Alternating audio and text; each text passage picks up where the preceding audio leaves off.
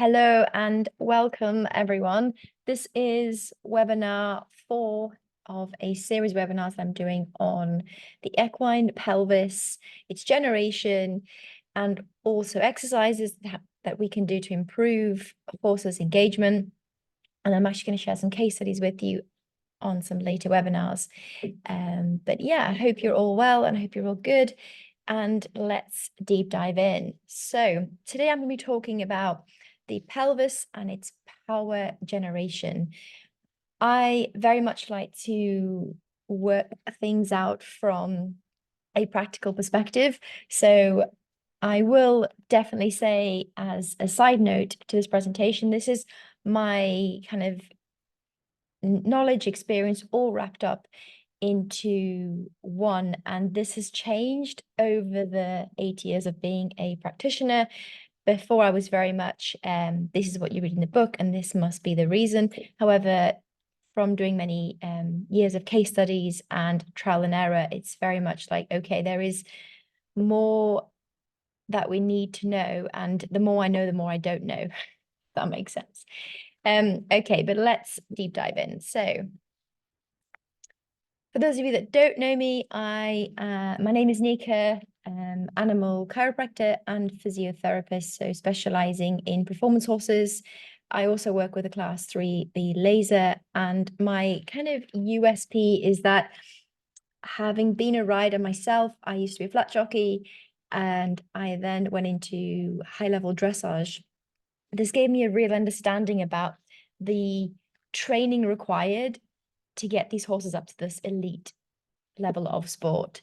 And it also gave me the insights to know how to manage these horses' bodies, because many riders, and this is me in that category, would definitely be so focused on riding. However, then when I went into studying McTimoney and massage courses along the side, I realized that it became very apparent that there was so much more to it, and also understanding the skeletal weaknesses that horses have really made me realize why do they let us ride them, because their backs are so weak and probably not built for it. And then B, why are so many people not doing this? For example, if they are so weak skeletally, naturally, without a rider, without being ridden, why is this not more common knowledge? And if it is common knowledge, why are riders so shocked when therapists like myself are prescribing so much groundwork and corrective training as opposed to just treatments? It kind of got me thinking this way. So yeah, I suppose you could definitely say I'm a massive animal lover, as I'm sure we all are. And I really am on a mission to educate and inspire horse owners, riders, and trainers to fundamentally speak up for their four-legged friend. I don't believe there is a one cure, one fix for every single animal. And again, I'm sure you can relate. However, there are patterns, and it's these patterns that I have been putting together, and I'm still putting together, still questioning, to how I have then created this webinar series.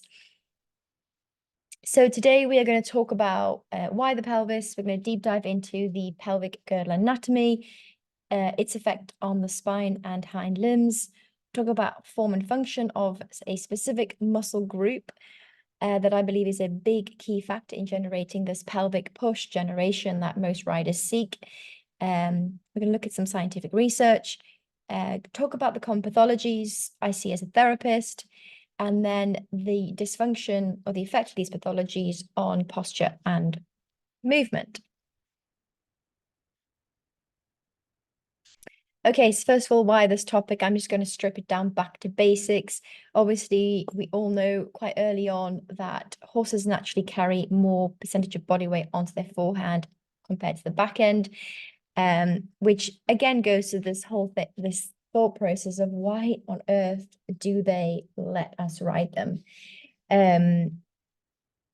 Sorry, this has just come up here on my thing. Okay, that's better.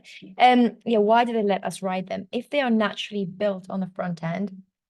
And what do we seek as riders? What do we seek as trainers, therapists? Is this big, powerful hind engine and we want them to come more on their back end so they are pushing from behind going forward. So yeah, it got me thinking that more emphasis on understanding, especially from my perspective as a therapist, talking to an owner, talking to a trainer, talking to an elite rider, is I need to understand exactly what's going on in this pelvic girdle, this pelvis region, and why we as riders are, I suppose, having so many common issues related to pelvic push. Where does it come from? Where does the fundamentals start? And that's kind of why I put this question in the beginning. So when I'm going to talk about the pelvic girdle in this presentation, just for the purpose of this presentation, this is what I'm referring to. So I'm not ignoring the fact that obviously we know the horse to move optimally and perform optimally, they need to be working well and pain-free in the entire system, which, you know, if I've broken down kind of horse here fully as we see it in life on the your left of the screen, and then the musculoskeletal system. So this is just kind of the superficial layers we can see here, and then the strip down all that to the skeleton. But what I find fascinating is, especially from the muscle perspective, well, obviously the skeletal as well, but from the muscle anatomy perspective, is just how many layers of muscle kind of cross over, go under or around. And it just makes you, make me realize when I started deep diving into anatomy that how much I don't know. And this really got me fired up for this journey of exploration. But yeah, specifically for the pelvic girdle, what I'm referring to is the pelvis as we see it here in red.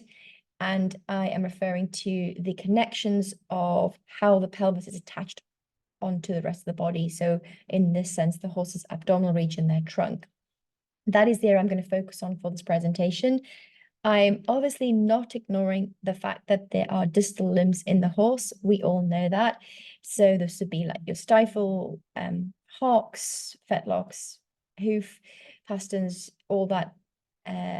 However, I feel like it's so common knowledge and most of us know about it, especially from a veterinary perspective. If we are working or we're trying to figure out why a horse hasn't got pelvic push, it's normally, I don't want to say normally, but it's commonly associated that it's a distal limb issue. And we all know that upper body lameness is actually probably more common and misunderstood compared to just the distal limb lameness, which there are so many books on distal limb issues. And yes, I know that can affect the pelvic girdle and hind limb function. However, for this presentation, we're going to focus on the areas in red. So just again, to be a bit more specific, how the anatomy of the pelvis, and in particular the areas of the lumbar vertebra, the last two ribs are important as well. Tubersacrale, tubercocci, the sacral pelvic vertebra, ischium, the ilium, and the common, probably overdiagnosed area of the sacroiliac joint. So this is what I am obviously going to be talking in relation to when I'm talking about the pelvic girdle. And again, like to iterate, this is just my opinion and experience of it. And I kind of put together this presentation for that. But yeah, I also want to highlight that I am obviously aware that if you have issues, pathological issues in the stifle, distal area, this will affect the horse's ability to engage the hind limb. Okay, first of all, let's start with something basic in terms of what do we know of the function of the pelvic girdle. Again, how I learn is by drawing. So I like to draw and create these images of horses and their bones and muscle connections because it just helps me learn and understand from a practical perspective. But stability and movement is what I've put in bold over here. In terms of support, in terms of support and protection, we know that the pelvis provides structural support to the spine and internal organs while protecting them from excessive impact during movement. from a mobility and movement perspective, it acts as a vital role and crucial in movement and locomotion by connecting the hind limbs to the spine. This is a key point that we need to remember, and we'll refer back to this. We know that it has a crucial role in the transmission of force generated by the hind limbs through the body, aiding in propulsion and overall push or power during a movement.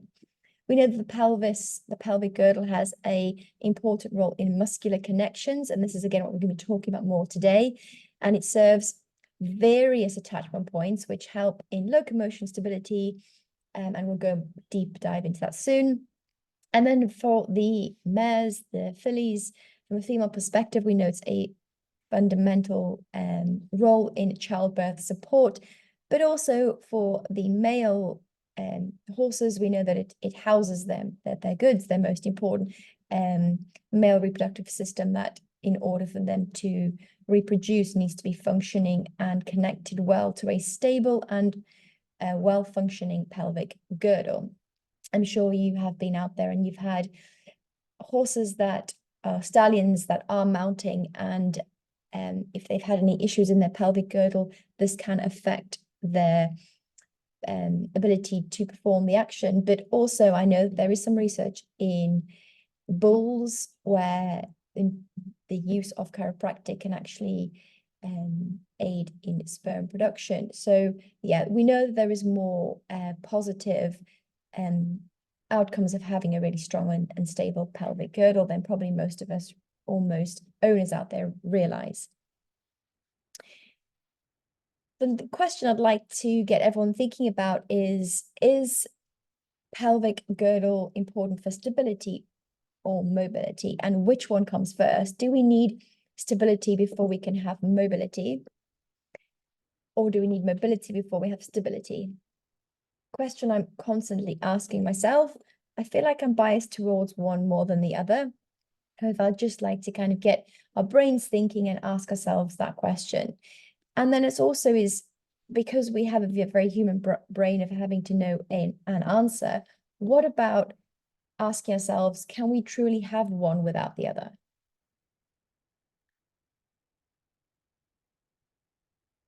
Going to hide my face there because I had this little rabbit here, because when I start deep diving into the form and function of anatomy, I feel like I go down a rabbit hole and I just can't seem to come out the other end.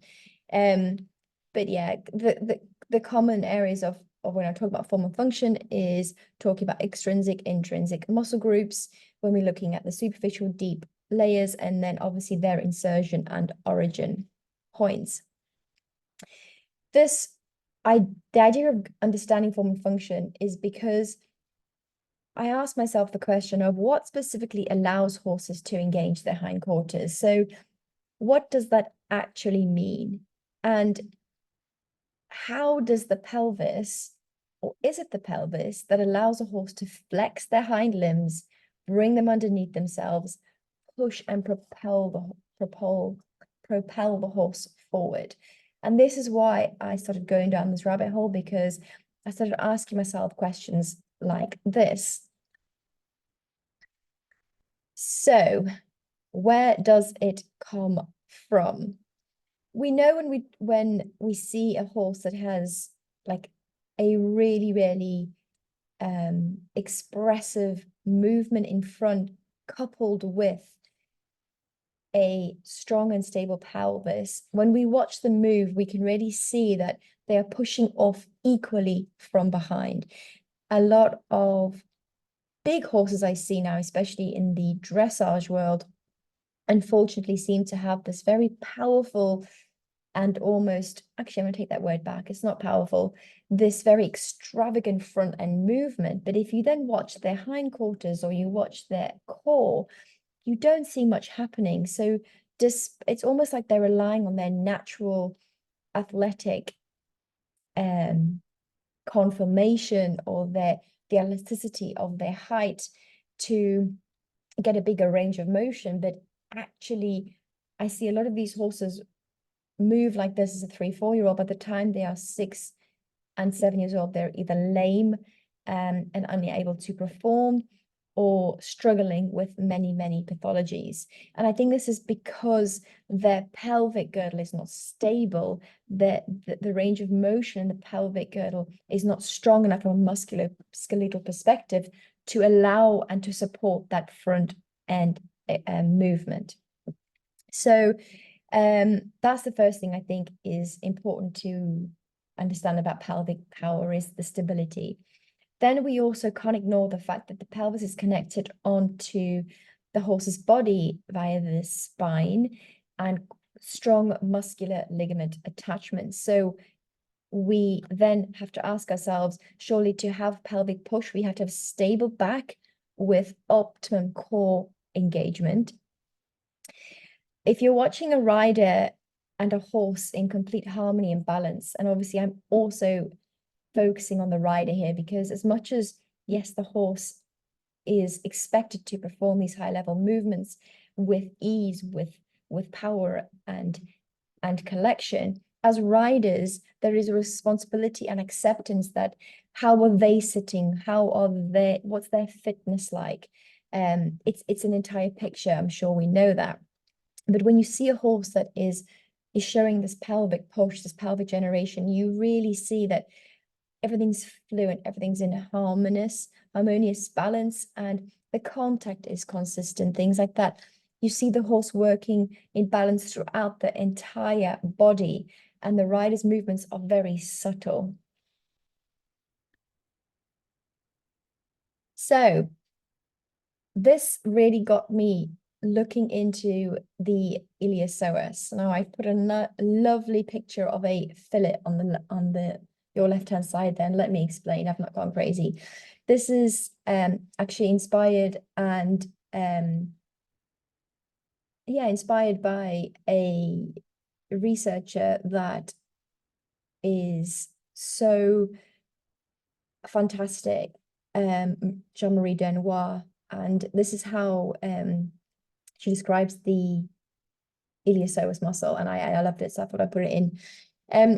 The iliopsoas, and I'm also a visual person, so when we're palpating, it's hard to manually palpate the iliopsoas and even see it on ultrasound and things like that. So I like to visualize what I'm actually testing for, looking for. And basically, your fillet mignon, your iliopsoas in a horse is like a fillet mignon. So it's a tender muscle. It is almost like a long snake appearance. I myself love that cut of beef, and it's quite desirable for myself. However, and what's interesting about it as well is it has less connective tissue than other muscle groups. Facts about the iliopsoas. So we're going to leave the fillet mignon for a moment. Now you have the visual in your mind, and we're going on to actually the location of it. The iliopsoas is made of 3 muscle groups, and they are known as hypaxial muscles, which basically means they sit underneath the spine of the horse. They are divided into the psoas minor, psoas major, and iliacus. I know from a human and canine perspective that this group of muscles is responsible for a lot of back pain and poor performance. I'm going to go into this in a minute of the next slide with the scientific research, but there's really, if you Google like back pain in humans and dogs, you will see there's a strong association and support with this group of muscles. But when we get to the horses, zero, absolutely limited scientific proof. There's a lot more understanding from literature and subjective blogs and things written by therapists. I'm in there as well, but it's not, there's very limited papers on this from an equine perspective. The key thing about the iliopsoas we know from human and horses is that it's a non-weight bearing muscle, and this is so important, by the way. It connects the last ribs and the lumbars, and it runs beneath the spine, as we said, attaches onto the pelvis and the hip, and it makes it quite difficult to palpate as a therapist. And this is probably why, as I started deep diving in, I started to uncover the importance of this muscle group compared to when I first started, where I probably wasn't that aware. I heard the name, but didn't really understand the function of it. So I'm going to talk about the psoas major and psoas minor. So this is in the green there and the red. And again, you can see here, I've drawn these images because I like to learn practically. So the origin point is T15 under the last two ribs, as you can see there, and onto the transverse processes of the lumbar vertebra. And the insertion is onto the lesser trochanter of the femur and fuses with the iliacus, as you can see here in purple. The iliacus has a slightly different origin, which is the wing of the sacrum, the sacroiliac ligament surface of the ilium, and the psoas minor tendon. And the insertion point, as you can see coming down, is the lesser trochanter of the femur, with the other two, as we've mentioned. This group here, which if we stand back and imagine this is a horse in front of us, is wrapped in sublumbar, well, in fascia. And this is so important as well. This fascia and the way it's intertwined between the muscle groups, because horses that have strain or dysfunction in the surrounding areas, if you think about the amount of pathologies, you know, in areas of the pelvic girdle here that this fascia is attached to and these muscles are attached to, really kind of, for me, made me start to pinpoint, okay, well, if the horse has this dysfunction in this area, and I now understand the connections, maybe that's why the pelvic push or the pelvic engagement isn't happening. The psoas muscles and the iliacus are responsible for stability of the spine, okay? And that is also, for me, I found really important factor to remember. It is responsible for outward rotation of the hind limbs, hip joint flexion, hind limb protraction, and vertebral column stabilization. Just want you to think about everything I've said there, because again, I'm sure most of you already know about this muscle group, but if you really start to think about it from a practical perspective and what we're seeing out there with lack of push, how important the form and function of this group is. Now, what does the research say? And as I've already kind of highlighted and mentioned there, that in horses, it is so limited. I really struggled to find valid research that's been done compared to the humans and the dogs, actually, which is good. But Denoir and William Williams in 1882, which, by the way, is amazing that it was actually identified that early on, really highlighted the importance of the function of the iliopsoas group, but very limited research has been done on it, so it's crazy. If we look at it from humans, if you Google like back pain in humans, iliopsoas is one of the #1 reasons as to what causes back pain. Exactly. But the list goes on. There is so many. I found a lot of research to support, if I relate this to kind of the high performing horses that I'm seeing on a weekly basis, and if we relate this to human athletes, I know there's not a direct comparison, but in terms of the demands of the sport, we can relate that to horses. Things like martial arts, dancers, football players, there is a real link there showing that if there is damage or injury, strain to the iliopsoas and group, what effect, and it's mostly a poor effect on performance that has, but also, which is what I found really interesting reading the research, is how long it takes to recover. And the reason I'm also saying that is because if we think back to what we said about being a non-weight bearing muscle, it can be harder to diagnose in horses, but B, to accurately diagnose with corrective exercises, and which exercises is also another tricky area. And I think that's why there are so many misunderstood hind limb issues when they're not the hind limb. I think they're the pelvic girdle, and why we are missing a really key factor. Again, these sports like dancers, football players, you know, really demands of a sport that require high core engagement, high core stability and strength. You can really identify and see why in horses, if there is an issue with that group of muscles and their attachment onto the rib cage, and also how the abdominals attach onto the pelvic girdle as well, you can start to understand that if there's an issue with that muscle group, how the performance will be affected.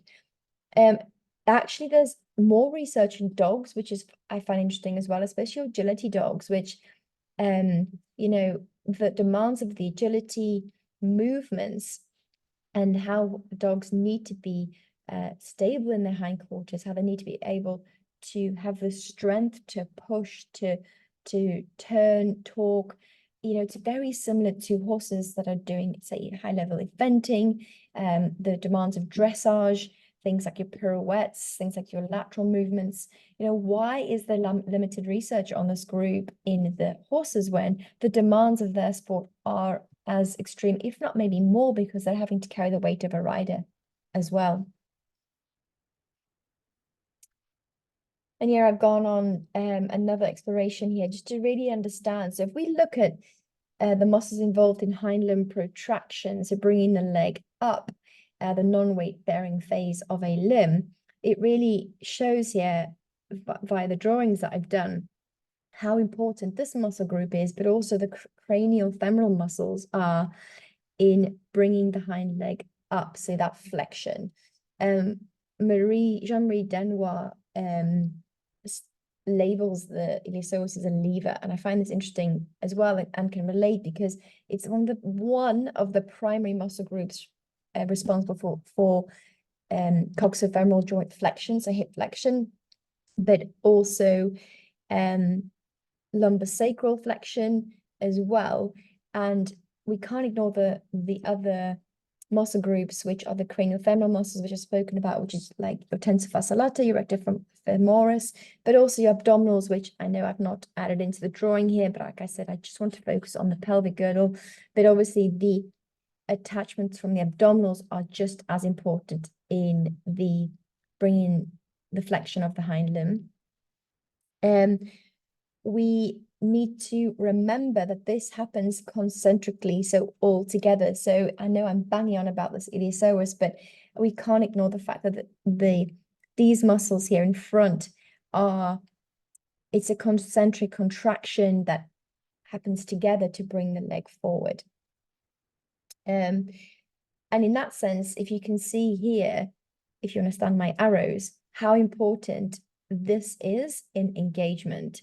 So again, if we take a step back and we think, when I have spoken to a few vets in the past, yes, say the horse is struggling with or has been diagnosed with a medial stifle issue or hock tarsus, then why are we ignoring the other muscle groups that are actually maybe responsible and actually cause initiation of the movement forward? Yes, through actions like the reciprocal apparatus and the stay apparatus, we know that the hocks and stifles are so well connected and in sync. But what actually causes the function? What's the initiation of the leg flexing and coming forward? And in my opinion, this is what I believe it is. If we then look at the propulsion phase, so we have the opposite effect happening, don't we? So I need to just say here that I have put in the shortening happens with these groups in front of the pelvis, and then the lengthening is the purple arrows here, which is your caudal femoral muscles. And that's what I've written up over here. So those are your glutes, your medial, your hamstrings, so your membranosus, tendinosus, bicep femoris. Those are all really, really important in the caudal femoral muscle in shortening, which propels the hind leg. And again, I've seen some horses that are really overdeveloped in their coulofemoral muscles and have very weak craniofemoral muscles. And now that we've kind of deep dived more into anatomy, can we understand why? Also caveat that are those postural muscle asymmetries, weaknesses more apparent because again the pathology is lower down. So I'm not ignoring those potential pathologies, but I'm just saying a lot more focus but as a body worker would be higher up as well. So some of the common pelvic pathologies that I see out in field are things like pelvic asymmetry. And I just know that after doing some research that Jeffcott and there's many studies actually that support how asymmetry can affect gait and obviously overall performance. We know this as therapists, trainers, riders, that if a horse has a significant asymmetry through the pelvis, through the pelvic girdle, that one leg might be stronger or weaker than the other leg, and what effect that has. And we also know that as a rider, like if you've sat on a horse with a significant pelvic asymmetry, even subtle, you feel it. There might not be a head nod, but you feel this through the body. You feel it through your seat bones. You feel it in the diagonal pair of the limbs. Sacroiliac joint dysfunction, quite a common pathology that, again, people like Sue Dyson have mentioned. There's many papers on this, and I'm just going to be bold and say it, like, I'm not ignoring the fact I've seen with confirmation of alt scans and x-rays, I've seen sacroiliac joint issue, dysfunction, black and white. However, I do feel like it's really overly diagnosed. I've definitely in the years heard a lot of my clients say to me, oh, well, the SI has been injected to improve hind limb engagement. And I'm thinking, but is the SI responsible for flexing the hind limb? Looking at other pelvic pathologies, Dr. Clayton, Hilary Clayton is fantastic. She has so many papers on and research on pelvic misalignments and how this can affect your locomotion. And this is also potentially due to issues and pathologies in the Stifles hocks. And also we can't ignore things like suspensories. There's such a whole diverse bracket of misalignments in there. Pelvic inflammatory disease, I've seen this in mares that have given birth and have picked up a bacteria, and which has caused like an internal inflammatory disease, which has a knock-on effect on the entire hind limb function. And then, as I've just said, we've deep dived into the iliopsoas, and particularly with William Williams' support and Denoir. There is another guy that I've just lost. His name is lost through my brain at the moment, but it will come back to me. That really does support the importance of the iliopsoas with pelvic engagement. How is the pelvic girdle injured? And again, I'm going to focus on that girdle that I'm talking about. Because we are talking about a muscular perspective, so ligamentous tendinous attachment, but soft tissue. It's normally things like a serious fall, rotational falls in eventing, racehorses that have had stall injuries, flipped over. A big issue and a big cause of lameness is tack. For me, tack is just a minefield. And how many ill-fitting saddles you see out there that have been fitted correctly. And I'm not disregarding saddle fitters because it's a tricky job and it's something I don't want to deep delve into at this stage. But I do work very closely with some very curious and open-minded saddle fitters. And I say those two words for a reason, because you have to really be open-minded as a saddle fitter. The issue I find is that if you've created saddle yourself, you become very protective over it. And then when it gets questioned, you almost defend it to your life's end, when it's not going to, sometimes it just won't fit. And yeah, anyway, I feel like tack is a massive problem, especially with the amount of gadgets people use as well, that coupled with what I mentioned earlier, the fact that poor breeding for conformation coupled with being pushed too soon and using more force through tack, we are causing and creating a lot of weaknesses in young horses and forgetting the basics of training, and also adapting your training to suit your horse's age, management, and your skill level. Another area of how they can get injured is through getting cast. Training and head and neck positioning is quite important here, because a lot of when I was early on in my stages of training and riding, it would be all about long and low. If the horse's head is long and low below the vertical, it's important. And doing more research into the understanding of, like I said, this form and function made me realize that if the horse's head is too low, you see this almost pig rooting with some horses where their nose is so close to the ground, and it's not comfortable to sit on, for starters, and the horse shouldn't be doing it. Why they're doing it, they are trying to release some form of stress and strain somewhere else. And I think, well, I believe that's why I put head and neck here as a serious symptom to consider when looking at an injury of the pelvic girdle. Is your horse just trying to release by being too long and low?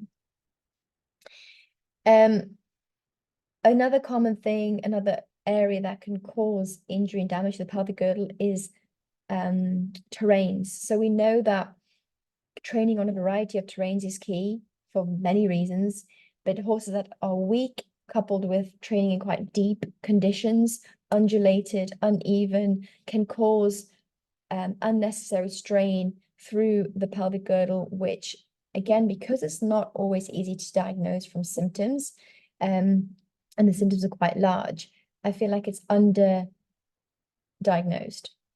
A common one for me linked to pelvic girdle is farriery. Again, I'm not a farrier, and I respect there are some very, very good farriers out there. I've been working with an amazing guy from Morocco at the moment, and the way he actually just creates shoes is a work of art on its own. But the way a horse is shod and the way they're loading, no foot, no horse. If the horse isn't loading correctly, that is going to have a knock-on effect onto everything higher up in the pelvic girdle. And a common one that not many people talk about is fatigue and overwork. So again, I'm a rider, used to be, as I said, a competition rider, and sometimes you can get so wrapped into preparing for competition, training, mastering the skill, mastering the test, and you can overwork your horse without realizing. So putting in factors of or boundaries of recognizing fatigue, tiredness. Obviously, practitioners are amazing because we can come and recognize sore muscles. However, explaining the importance of this to a rider and actually figuring out how to monitor this is so important to prevent injury. As I've just said, injury to these muscles is quite it's in some cases can be hard to diagnose because the symptoms aren't black and white. They can vary from horse to horse depending on the conformation, the posture. However, a lot of horses with pelvic girdle dysfunction or the lacking push have pain in areas like the sacroiliac region, the tubercocci region. And again, I find for me the last ribs on both sides, that area there of fascia. And now that we've done some understanding and we deep dive into the anatomy, you can kind of see maybe why these areas shows positive signs on palpation, given how the muscles underneath affect the function of the limb. I often find that horses with a hip, obviously hike, rotation, whatever word you want to use, basically a lost train of thought. So if they have like a rotation on one side, we know that limb might be shorter in the step forward compared to the other leg, or could be vice versa. And again, we know now that symptom, what's responsible for pushing the hind leg, bringing the hind leg forward, initiated by the craniofemoral muscles and the iliopsoas group. Other symptoms, especially from a riding perspective, for all those riders out there, I mean, it's actually probably a lot easier to feel. Using words like, oh, there's no track up, that must be a reason, is quite a basic term, because it's so many factors can affect that track up. And it could be also conformational, as in long in the back, short limb conformation. So but yeah, going back to, you feel it as a rider, you feel almost like you can only get to third gear. You can't push to fourth or fifth gear. This can be a real symptom from a written perspective.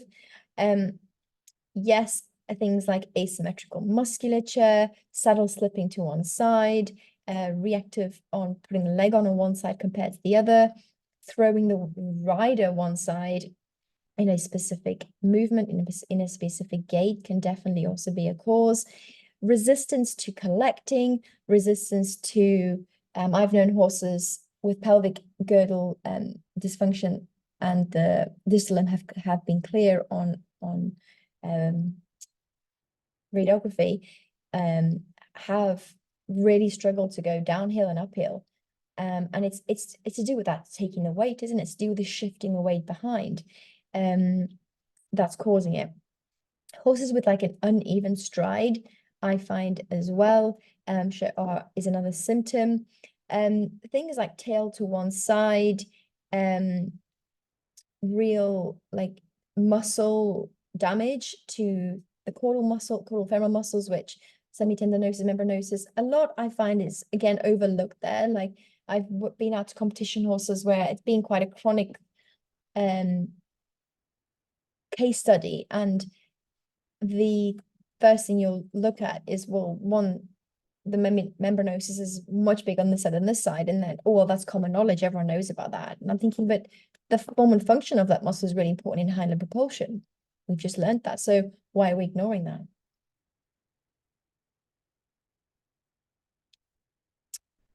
From a postural perspective, as we've just mentioned, I've just got some visuals here. So, and I want to put a disclaimer on here, like it's good to take before and afters, and I do it, but it's all in relation, right? Because you can manipulate a posture of a horse from the ground, which can make it look better, make it look straighter, make it look wider, make it look thin, whatever you want. It's very clever. But it's everything in relation to that, to the biomechanics of the horse during movement and what the rider's feeling.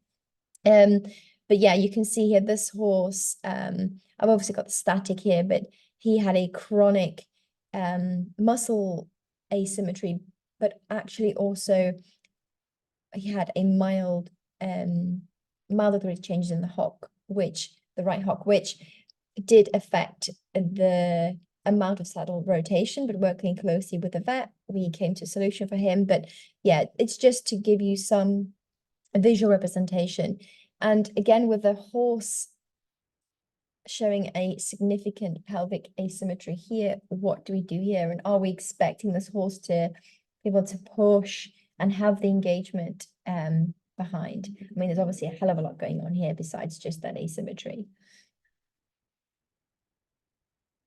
Again, just some more on posture here, and this is what I was talking to you about. So I've done all this before, and I'm moving away from it, if I'm honest, because it's a very still in one moment caption, and you can manipulate it. I've definitely seen that, but I'm not against it, because I think for monitoring purposes, it is so important to do.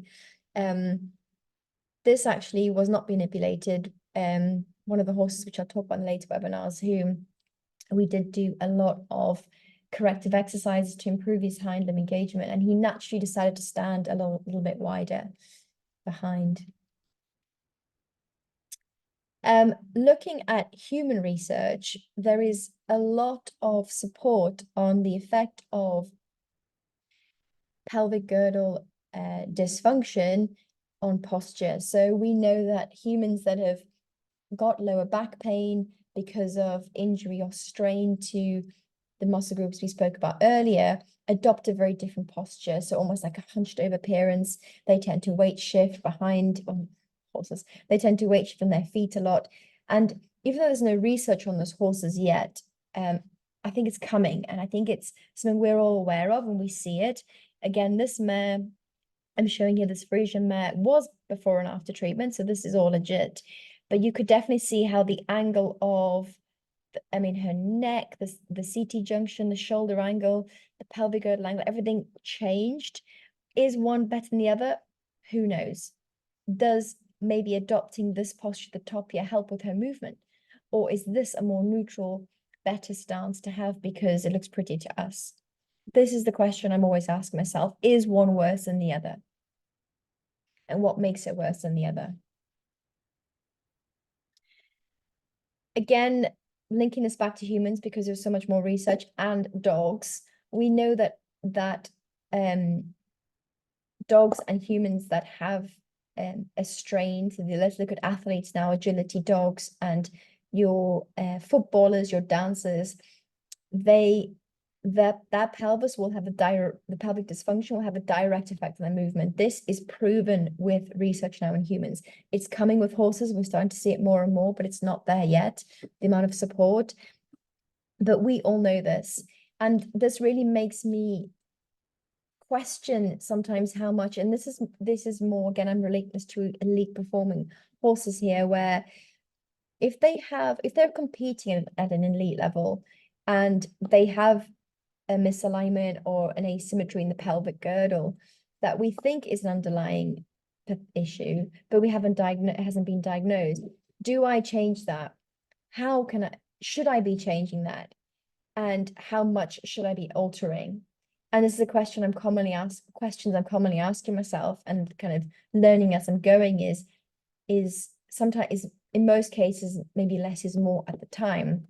However, it's about that open communication with your owner to say, when we have a break in the season, that we can come together, work with the vet, work with the farrier, work with the trainer, come together and sort this, if we can sort this asymmetry, recurring misalignment out.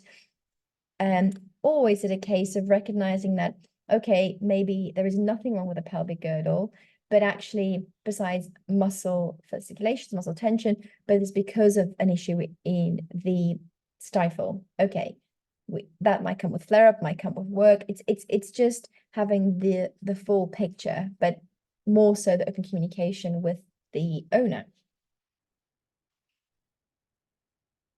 Treatment for pelvic girdles is actually quite tricky, and you can see why, because there's so much to know, right? There's so much to understand. There's so much to break down. The best thing I would recommend doing is working with your team. As I've said, work with your farrier, work with your vet, work with your trainer, the rider. If the goal of the owner is really to improve the horse's overall performance, it needs a team effort. It's not going to take just one person, but it will take that one person to start questioning. And that's the other thing I will say is if you're seeing something but you're unsure, speak up and work with your team, because not saying anything is actually doing a disservice to the animal.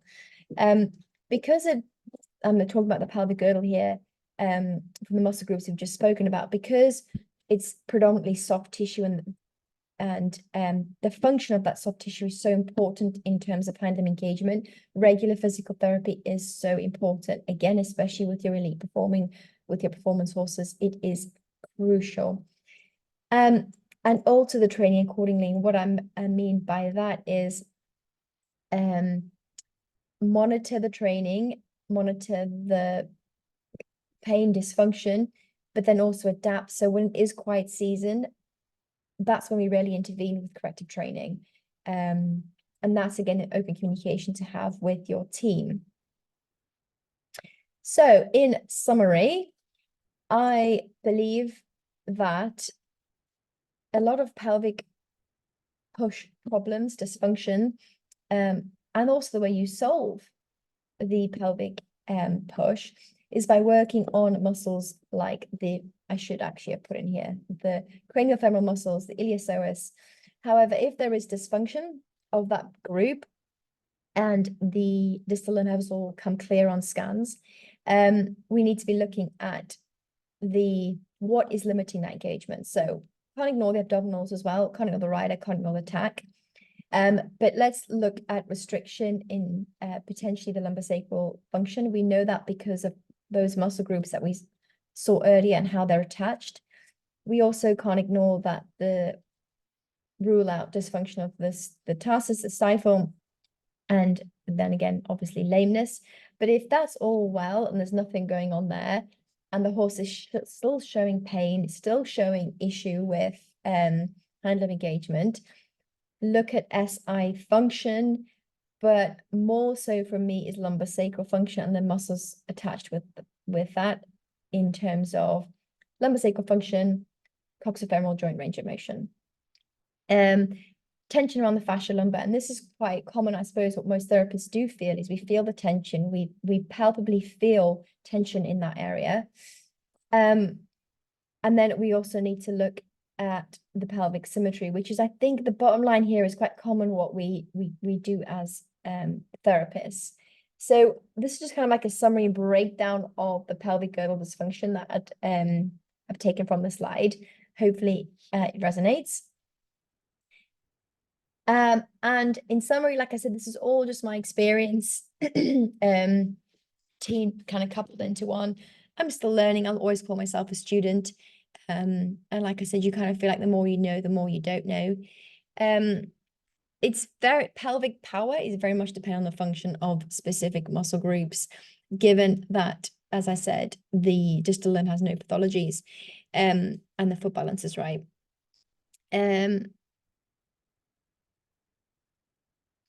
Really important is to look at things like saddle fit, farriery, training, age, and breed as well. The reason I say breeding is because some horses, depending on their conformation, have a different shaped pelvic girdle compared to other breeds.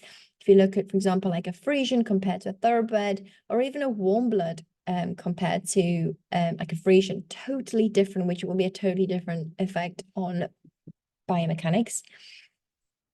And I can't stress enough is teamwork. Like, I know I bang on about it, but in a way, it's also very frustrating because you need to have the right people around you. And sometimes, which is actually been quite recent experience, where if you don't have that right team that is open and has the open communication, it can be frustrating for yourself. And I suppose a little bit of words of wisdom would be, don't give up. We're doing it because we love the job, and we're doing it because we love horses, and we're doing it because they bring us so much happiness. So if you've not got the right team, keep searching. Join forces and work with one another. That's it from me. I hope you found this interesting. This is, as I said, webinar 1 from the series, and I look forward to seeing you in the next one, which will be next month.